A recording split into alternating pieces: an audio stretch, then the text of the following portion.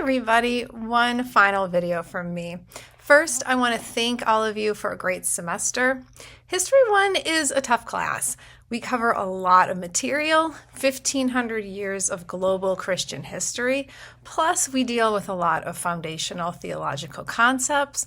So congratulations on getting through it all. This is your first history class, or it should be your first history class. It isn't always. Depending on your program, you will likely take History 2 next. That literally picks up where we leave off.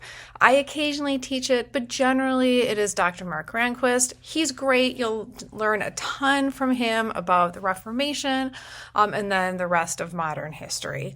If you're an MDiv, you will also have a history elective, and there's a variety of options that are taught by me, Dr. Granquist, and Dr. Tranvik. So just be on the lookout for a history elective that looks good to you. Now some practical items for us. Your final paper is due on May 24th. If you get it in early, I will try to actually grade it early since I have a lot of these between the two sections.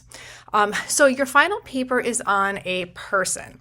It can be anyone from within the historical scope of this class. So that is roughly from about the year 100 to, let's say, 1453, give or take. It doesn't have to be someone that we talked about in class. We cover a lot, but in a sense, we're just sort of scratching the surface. So if you have questions about a historical figure, just send me an email and I'll get back to you really quickly on this. I've already had a number of them from students in the class, and I'm always happy to kind of give my 2 cents on a historical figure for you. All right. About the paper, it is broken into 4 parts. The first is the context. When and where did your person live? What's going on? People don't exist in vacuums, all right? The world impacts what they do, what they're thinking about, what they're writing about. That is actually important when you're studying somebody. Second is a short biography of this person. Students tend to want to make the entire paper, section 2, resist that impulse, okay? It is just one of 4 parts. It's important, but, just the kind of the highlights of their life, important, relevant things is enough, all right? The third section is a look at their writings. Now, this is really important because not all figures will have this section, and that is okay. Say you're writing on Joan of Arc, all right? She didn't read or write. She was actually illiterate, and that is not why she's famous, right? She's famous for being a military commander, all right? So you will not have a section on writings if you write on Joan of Arc. Conversely, if you write on Thomas Aquinas, if you don't have a section on his writings, we're going to have some problems, right? He's very, very well known for his written theological contributions. Okay, so that section completely depends on your person. And if you have questions on this, again, feel free to email me.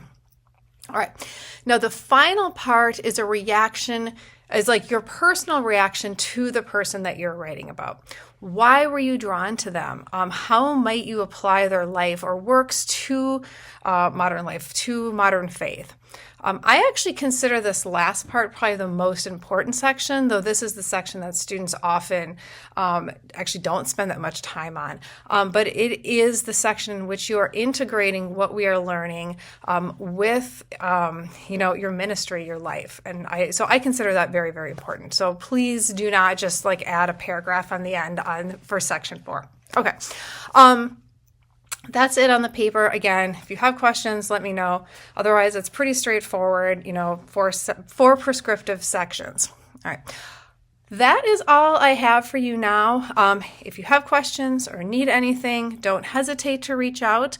Otherwise, again, thank you for your hard work this semester. I really enjoyed having all of you in class, and I pray that you have a good end to your semester and a fun and, who knows, maybe a relaxing summer. All right. Thanks, everybody.